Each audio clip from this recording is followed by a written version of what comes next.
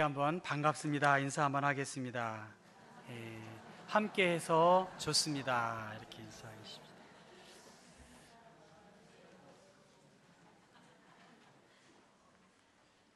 오늘 설교의 제목은 너희는 감사하는 자가 되라입니다. 같이 해보겠습니다. 시작.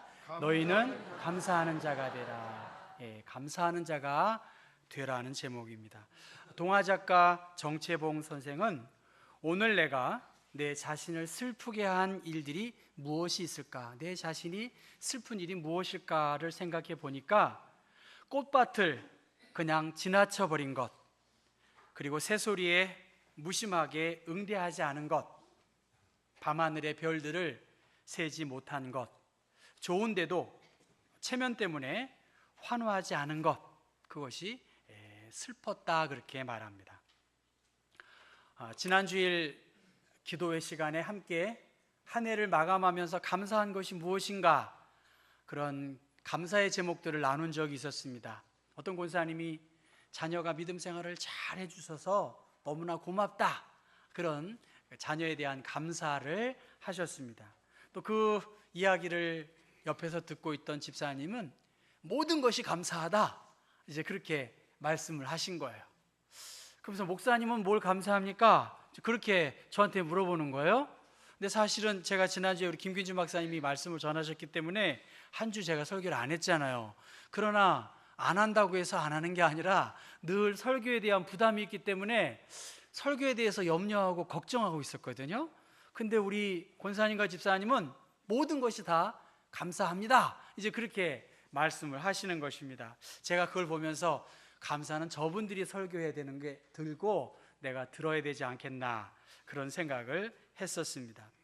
여러분, 이 심리학자인 어니 젤린스키라고 하는 사람이 걱정에 대해서 이러한 연구 결과를 말했다고 합니다. 여러분이 들어보셨을 것인데, 걱정의 40%는 절대 현실로 일어나지 않는다는 거예요. 그리고 걱정의 30%는 이미 일어난 일에 대한 것이고, 걱정의 22%는 굉장히 사소한 것이라고 말합니다. 그리고 걱정의 4%는 우리가 할 수 없는 불가항력적인 일이고, 걱정의 4%만 내가 어떤 것을 함으로 해서 그 일을 이룰 수 있다라고 말합니다. 그러니까 96%가 걱정은 무슨 말이에요? 불필요하다는 것이죠. 그렇죠? 많은 사람들이 이 96%의 내 영역 밖의 일에 대해서 우리는 걱정하고 염려하고 불필요한 시간을 낭비합니다. 저 자신 또한 마찬가지입니다. 예수님께서 뭐라고 말씀하시나요? 한날의 괴로움은 그날의 족하다. 한날의 괴로움은 그날의 족하다. 내가 걱정한다고 해서 문제거리가 해결된 다음에 내 인생이 감사할 수 있을 것이다? 아무도 감사할 수 없습니다. 내가 이 문제가 해결되면 다른 문제가 계속해서 연속적으로 발생할 것입니다. 아무리 과학이 발전하고 생활이 편리한다 할지라도 인간의 이 생로병사의 문제 앞에서 자유로울 사람은 아무도 없습니다. 할 수 있거든. 여러분, 지금 이 기회에 무엇을 찾아야 할까요? 감사의 제목을 찾아야 될 것입니다. 여러분, 정말 할 수 있거든. 감사를 바라보고 또 말하고 그 감사를 생각하실 수 있기를 바라요. 정말 나에게 주어진 현실, 이것에서 하나님이 우리에게 원하시는 것은 이 현실에서 기뻐하고 우리가 모든 일에 감사하는 것, 그것이 하나님의 뜻입니다. 저희 아이들이 뉴질랜드에 있으니까 같이 이렇게 생활을 하다가 엄마 아빠가 갑자기 없어진 거예요. 엄마가 아빠가 없어지니까 저희 큰애가 지나가는 엄마 아빠랑 손잡고 가는 그 모습을 보고 눈물이 난다는 거예요. 제가 그 소리 듣고 눈물이 나더라고요. 지금도 제가 울먹해요. 부모의 마음으로서 자녀들이 행복하고 기뻐하기를 바라는 것은 인지상정 아니겠습니까? 마찬가지로 우리의 창조자이시고 우리의 구원자이신 하나님이 기뻐하고 감사하는 삶을 살기를 하나님은 원하세요. 여러분, 생각한다는 말이 또 감사한다는 말의 어원과 거의 같다고 말합니다. 제가 고대 영어의 의미를 잘 몰라서 발음을 일부러 안 하는데, 감사라고 하는 말의 어원은 생각하는 것에서 시작이 되었다는 거예요. 생각해 보니 어떻게 될 수 있다는 거예요? 감사할 수 있다는 거예요. 그러니까 생각이 달라지고 또 우리의 의식 속에서 이것이 자리 잡혀져서 우리의 브레인에 감사하는 마인드가 생각되어지면 우리는 감사할 수 있다는 거예요. 여러분, 생각이 바뀌어지기를 정말 주님의 이름으로 부탁해요. 늘 불평과 원망과 문제거리로 감사가 있을 수가 없어요. 그러나 생각이 달라지면 가능할 수 있다는 거예요. 우리의 생각이 뭔가 달라져야 돼요. 빌립보서 3장 말씀 같이 한번 읽어볼까요? 그리스도께서 죽은 자 가운데에서 다시 살아나셨을 때 여러분도 함께 다시 살아났습니다. 그러니 하늘에 있는 풍부한 보화와 기쁨에 눈을 돌리십시오. 그곳에는 그리스도께서 영예와 능력을 가지고 하나님 우편에 앉아 계십니다. 하늘나라의 것으로 여러분의 생각을 세우십시오. 이 세상 일을 염려하느라고 시간을 보내지 마십시오. 아멘이죠, 여러분? 하늘나라의 것으로 여러분의 생각을 가득 채우라는 거예요. 그러면 하나님의 기쁨이 누구에게 임하는 것입니까? 나에게 임하고 이 감사의 영향력들이 주위에도 전파되는 것입니다. 한 사람이 졸아보세요. 옆에 있는 사람들도 좋을 확률이 높습니다. 그런데 한 사람이 기뻐하고 한 사람이 그 모임과 구조를 촉진시킬 수 있다라고 한다면 얼마나 하나님이 기뻐하시겠어요. 하늘나라의 것으로 여러분의 생각을 채우라는 거예요. 신약 성경에 나와 있는 감사는 하나님으로 인해 감사하는 거예요, 여러분. 뭐 주변의 환경과 조건 때문에 감사라고 하는 것이 아니라 여호와 하나님, 죽은 자 가운데에서 다시 살리신 예수 그리스도, 그분이 나와 함께 하시는 그 복음의 능력을 힘입는 그 이유만으로도 우리는 감사할 수 있다는 거예요. 하늘나라의 것으로 내 머리가 채워질 때 우리는 감사할 수 있고 또 그 이수를 통해서 우리의 인생이 더 아주 밝게 비춰질 것이라는 거예요. 골로새서 말씀은 바로 예수 그리스도가 너무나 우월하고 탁월하셔서 그리스도의 밝은 빛에 비추인 존재로서 우리들은 밝은 삶을 살아야 한다는 것입니다. 그래서 오늘 본문의 핵심은 새 사람 된 성도가 갖추어야 할 자세가 무엇인가? 따라해 보겠습니다. 감사하는 것, 그리고 사랑하는 것. 두 가지만 생각하셨으면 좋겠어요. 사랑하고 감사하는 것입니다. 그래서 하나님의 비밀이 예수 그리스도에게 숨겨진 거예요. 그리고 그 예수 그리스도를 통해서 예수 그리스도 안에 지혜와 지식의 모든 보화가 감추어졌어요. 하나님의 놀라운 비밀은 예수 그리스도 안에 계시는 것이지 내 생각 안에, 내 경험 안에 하나님의 뜻을 알 수 없다는 거예요. 하나님의 생각은 크고 놀랍기 때문에 바울 사도는 자기의 의지와 열정을 가지고 있었지만 하나님의 비밀이 예수 그리스도를 통해서 깨달아 알았기 때문에 그 예수 그리스도를 증거하는 일에 자기의 인생을 다 바쳤던 것을 볼 수 있습니다. 하나님의 생각이 가장 잘 나타난 것, 그것은 성경이겠죠.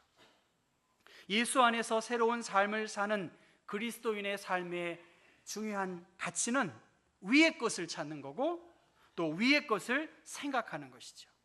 우리가 예수 믿으면서도 계속 땅의 것에 대하여 연연해 한다면 우리는 감사할 수 없어요. 우리의 생각이 늘 의식주의 문제로 생각되어진다면 누가 이렇게 감사의 예배를 드릴 수 있겠습니까? 땅의 것을 생각하지 말라. 거기에서 우리의 감사의 조건이 나타나는 것입니다.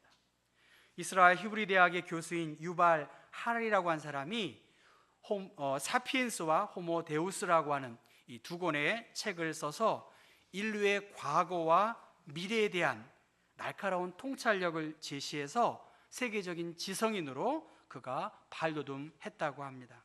그는 인류가 세 가지 위협에 직면했다고 말합니다. 첫 번째는 핵전쟁이라는 거예요. 핵전쟁의 위협으로 이 핵이 잘못 컨트롤되면 엄청난 재앙이 발생할 것이다. 그렇게 이야기했고, 두 번째는 생태학적인 붕괴입니다. 지구 온난화나 인간의 탐욕으로 절제되지 못한 인류의 자연 파괴로 인해서 점차 종말적 상황으로 우리가 다가가고 있다는 것이고요. 마지막 세 번째로는 기술적인 파괴에 우리는 도전하고 있다는 거예요. 도전받고 있다는 것입니다. 자연공학의 발전으로 인간의 자리를 인공지능이 대처하도록 했고, 유전자 해킹 기술이 발전되어서 생명공학이 발전도 하지만 여러 문제 또한 발생한다는 것입니다. 이처럼 수많은 문제와 도전 앞에 우리는 이렇게 예배도 드리고 그리스도인으로 살고 있습니다. 이에 대해 로마서 13장에는 너희가 이 시기를 알거니와 자다가 깰지어다, 깨어나라, 그렇게 말씀하세요. 오직 주 예수 그리스도로 옷 입고 정욕을 위하여 육신의 일을 도모하지 말라. 하나님의 은혜와 사랑을 받은 자로서 너희들이 어떻게 살아야 하느냐, 성경은 우리에게 말씀하고 있는데, 여러분 성경을 다시 한번 찾아보십시다. 골로새서 3장 12절부터 14절 말씀 같이 읽어보겠어요? 12절부터 읽습니다. 시작. 그러므로 너희는 하나님의 택하사 거룩하고 사랑받는 자처럼 긍휼과 자비와 겸손과 온유와 오래 참음을 옷 입고, 누가 누구에게 불만이 있거든 서로 용납하여 피차 용서하되 주께서 너희를 용서하신 것 같이 너희도 그리하고 이 모든 것 위에 사랑을 더하라. 이는 온전하게 매는 띠니라. 여러분, 긍휼과 자비와 겸손과 온유와 오래 참음으로 옷 입으라, 그렇게 말씀하세요. 우리가 하나님의 택함을 받은 존재로서 사망에서 생명으로 옮겨진 존재이고, 영원한 생명을 얻고 심판에 이르지 아니하는 하나님의 사랑을 받은 자로서 우리가 평화롭게 살아야 한다는 거예요. 사랑하면서 살아야 한다는 거예요. 여러분, 우리 눈에 보이지 않는 사람 사랑할 수 있을까요? 안 할까요? 사랑할 수 있다고 봐요.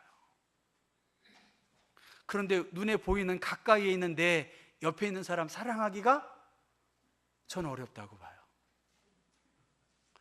저만 그런가요? 예.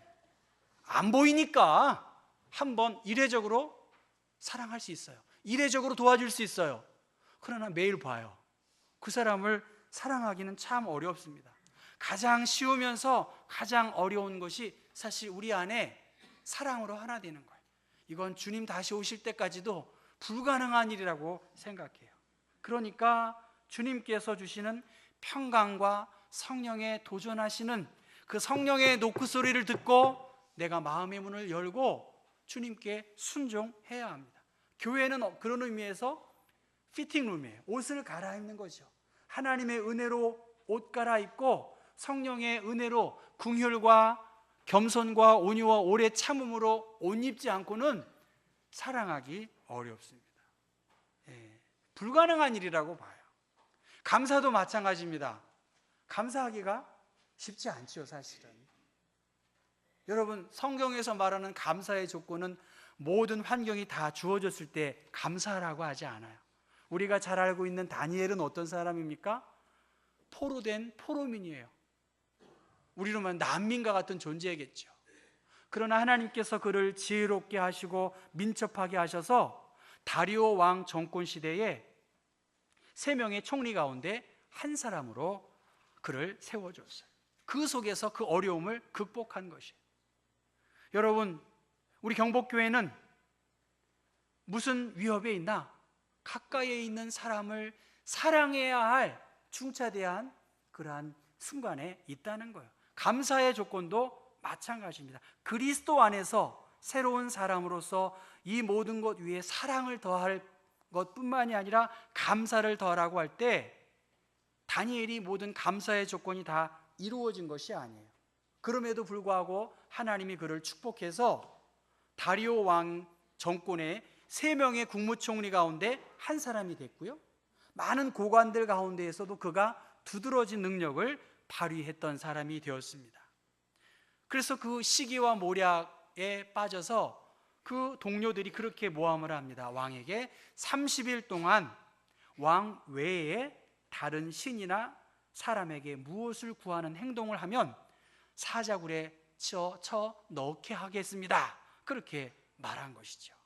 그래서 왕의 도장이 찍힌 그 조서가 반포되었음을 알매도 불구하고 다니엘은 전에 하던 대로 하루에 3번씩 무릎을 꿇고 기도하며 하나님께 감사했습니다. 자기가 주목을 받고 견제를 받고 감시를 받고 있는 것을 알매도 불구하고 다니엘의 만족과 감사의 기준은 하나님이었고 생명까지도 하나님께 있음을 확신했기 때문에 기도했을 뿐만이 아니라 감사함으로 하나님께 아뢰었다는 것입니다.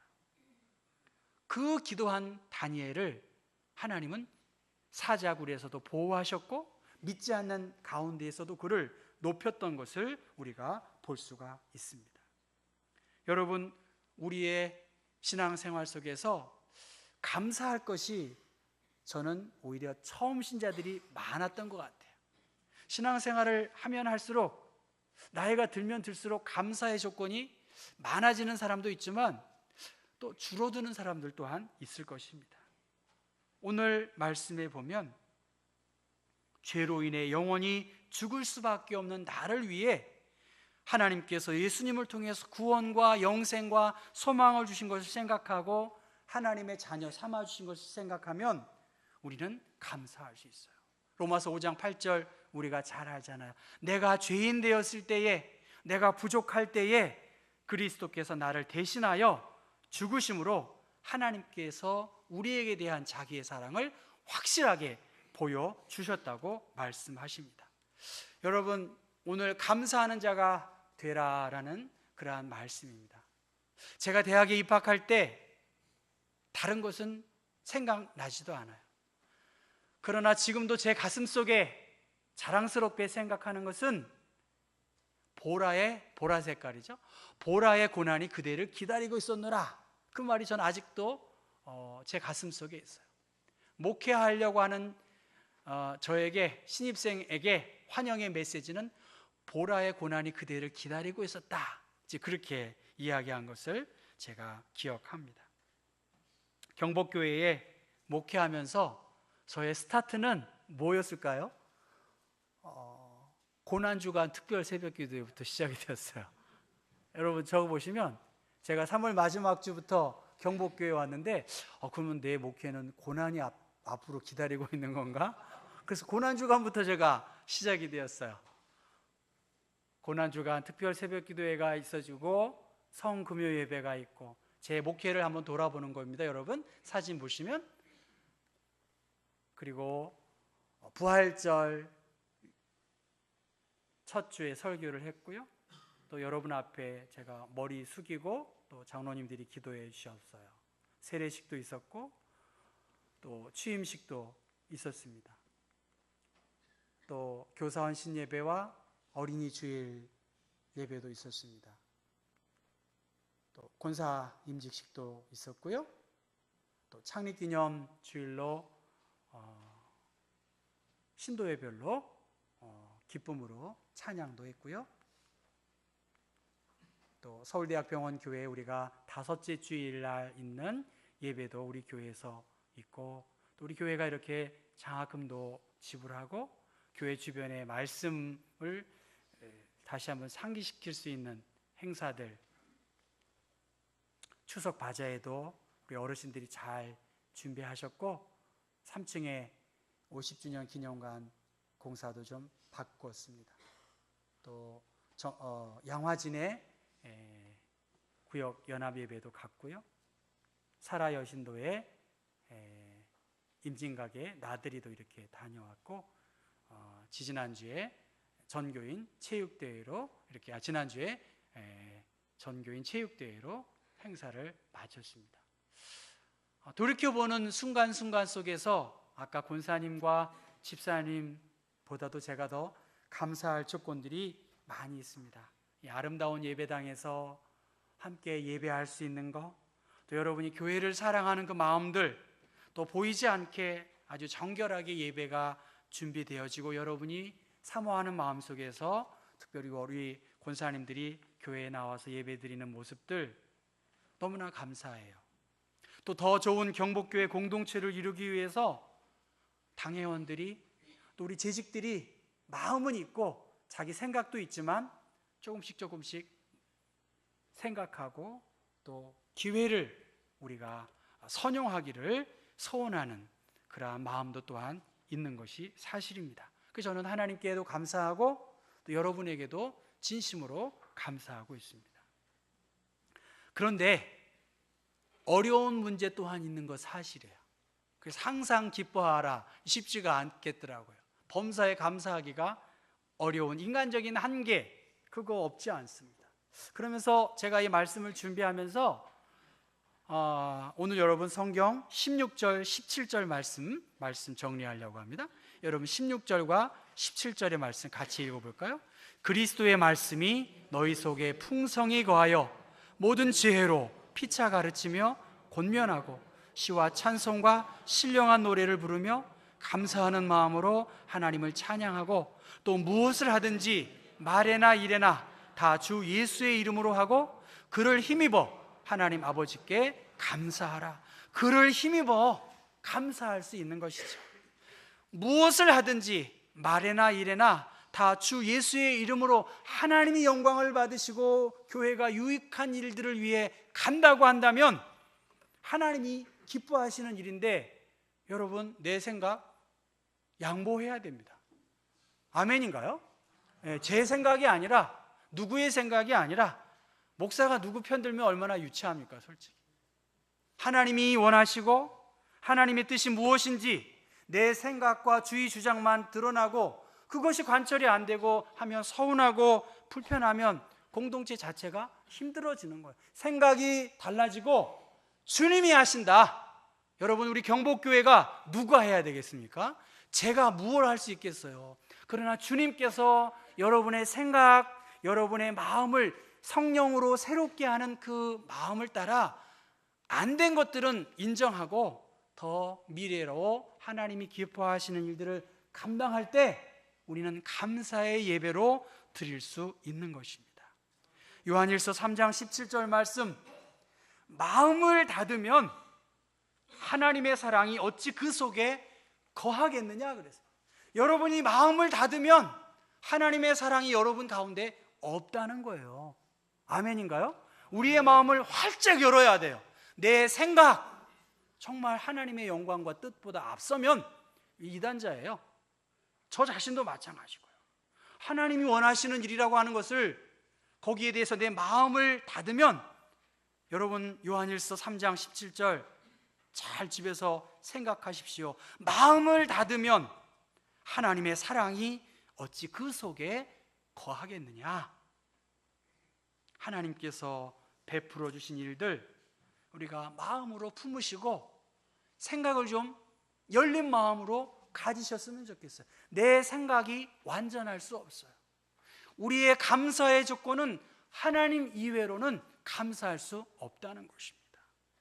모든 부분이 위기입니다.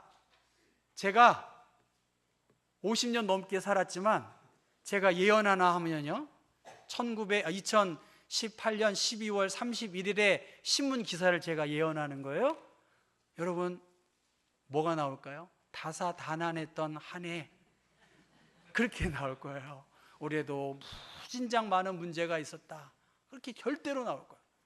더 하나 예언하면요 임진각이 나올 것 같아요. 제가 보기에 임진각에 뭐가 나올까요? 동이 트고 새들이 막 날아가면서 평화와 통일의 한 해가 되기를 소원합니다. 이렇게 나올 거예요.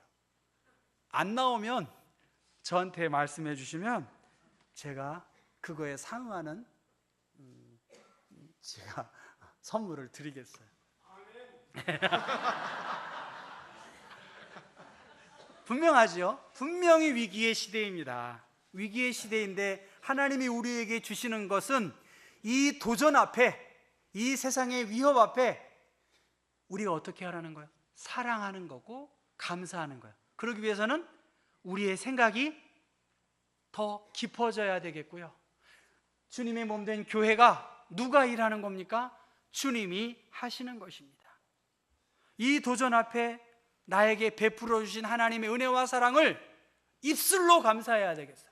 그리고 두 손을 들고 감사하고 무릎을 꿇고 하나님께 감사하고, 할 수 있으면 물질로 감사해야 돼요. 하나님이 베푸신 은혜, 하나님 사랑해서 이렇게 수학을 하나님께 드렸듯이 우리가 구별하여 하나님께 드릴 때에 하나님께서 우리에게 더 큰 감사, 위기를 기회로 만들 것이고 우리 안에 기쁨과 감사의 열매가 더 충만해질 것을 주님께 기대하고 여러분에게도 또한 기대합니다. 기도하겠습니다. 거룩하신 하나님, 눈을 들어 나의 도움이 어디에서 오는지를 알게 하시고 나의 소망과 만족은 오직 주 여호와 하나님임을 알게 하여 주옵소서. 올 한 해 참 더웠고 올 한 해 여러 가지 어려움이 있어서 정말 헤아리기 어려운 수많은 불면의 밤들을 보낸 사람들 또한 있습니다. 그럼에도 불구하고 하나님이 여기까지 인도하셔서 우리가 감사함으로 예배합니다. 주님, 모든 말에나 일에나 다 주님의 이름으로 하게 하시고 하나님의 말씀이 우리 가운데 풍성히 거하게 하셔서 나는 납득하기 어렵지만, 내 마음은 아직 열려있지 않지만 성령께서 말할 수 없는 탄식으로 우리의 마음을 환히 비춰주셔서 가까이 있는 이웃들에게 손 내밀게 하시고 입술로 감사하는 사람들 되게 하여 주옵소서. 주 예수 그리스도의 이름 받들어